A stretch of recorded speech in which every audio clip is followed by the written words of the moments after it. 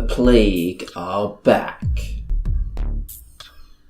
After being usurped from the starter set by the Forge Fathers in 2nd edition, the Plague have been somewhat left out in the cold. They haven't been available from the Mantic website for a few months now, but they're finally back in the Nexus Psi expansion. So this is part of a very tasty parcel I had from Mantic the other day, and we're going to have a look at what's inside right now. If we look at the back of the box here, you can see that you're going to be getting Plague zombies in there, terrain, a book, and the brand new Dr. Simmons miniature.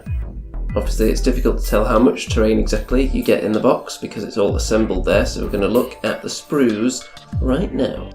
We have a sprue here with some crates and railings and barrels and lampposts. We have one with barriers and a nice big gun. A sprue with some unusual shapes in the terrain here, for building reinforced wall sections. More abnormally sized pieces, and presumably these are for diagonal sections, since they're wider than your standard wall sections. More diagonal friendly sprue here, with some stairs on it as well, and some more barriers with a little satellite dish as well. So away from the sprues and onto bags. Now I'm a big fan of this bagged terrain, even though it's just your standard wall sections. It's much more convenient not to have to clip it all off the sprue. We've got another one of those bags, exactly the same I think. And rounding off the terrain we have, of course, a bag of connectors. You can never have too many of those. So a pretty solid amount of terrain there. Mixing that with the pieces I have left over from the other sets, I think is going to be quite a delight. So let's have a look at the miniatures now, shall we? We've got the brand new Dr. Simmons in metal, in a little baggie there. I'm sure I won't be in any particular rush to get this one painted since I already have the old Restic Dr. Simmons. Then we've got some zombie sprues, starting with this one here. That's right, Deadzone in hard plastic.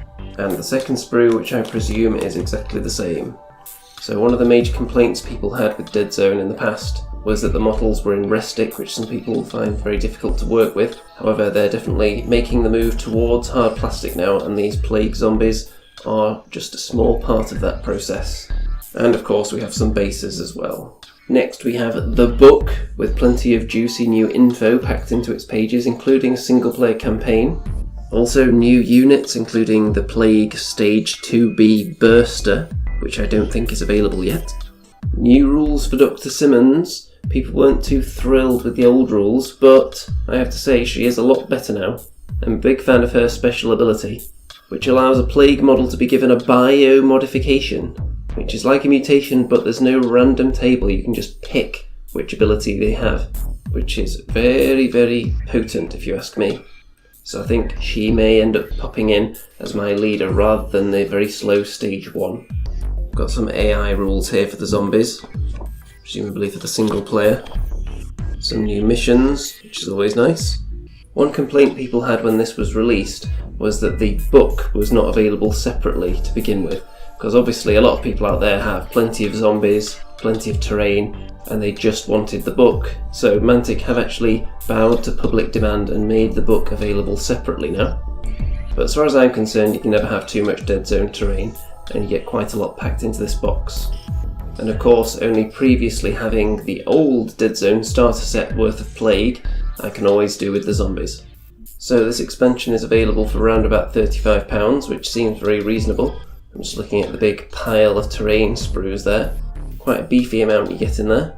Now I was just saying that I owned the Plague from the previous starter set, so of course there are a few things I was lacking that I was waiting to be re-released. And the Plague Faction Booster seems like the perfect place to get them, because within there you're going to find all the really special stuff that wasn't previously available in the version 1 starter box, such as the Aberration, the Plague Teraton.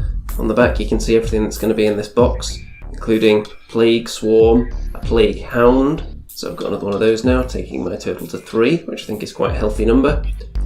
More plastic zombies, plastic 3rd gen troopers, so let's crack it open, shall we?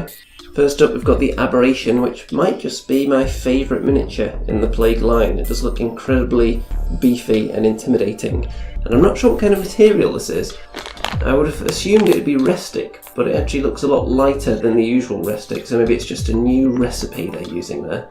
Also comes with a wooden base, Next we have 2 hard plastic sprues containing the zombies and the 3rd gen troopers, including the little dog in there as well. So more and more of the stuff is moving to hard plastic. I can hear fireworks going off and people celebrating the world over at that news. On the trooper sprue there are various snazzy new options, such as the mortar. Lots of special weapons as well, I can see a grenade launcher right there. Next we've got a bag of Restic featuring the Plague Teraton, the Plague Swarm, and there seems to be a couple of other guys in there as well. Special weapons perhaps. And as always, a big pile of bases. So the Plague Fection booster is available for around about £25, which represents very good value when you look at the price of the individual components. I think just the Aberration and the Plague Teraton on their own are pretty close to that mark, so excellent value to be had in there. And of course it's going to offer me greater tactical flexibility in my Plague Force once I get all these assembled and painted. Particularly the Plague Teraton, people do rave about that. The Plague generally need to get into hand-to-hand combat as fast as possible, and in the most sneaky way possible. Just charging forward through the open and being gunned down isn't ideal.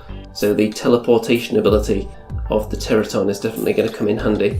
The Aberration as well is a total beast, and getting a pile of plague zombies between these 2 boxes that don't give away victory points when they're killed is going to be very, very tasty indeed. So between these 2 boxes, the only downsides I can think of perhaps are that you don't get any kind of play mat in the Contagion Nexus Psi expansion like you do with some of the other expansions. But really, how many mats do you need? I've already got 2, and you are getting zombies in there in addition to all the terrain. So for now, I think I'm going to go away and start assembling all this plague goodness and building some more terrain so I can get it painted as fast as possible and get it out there on the table.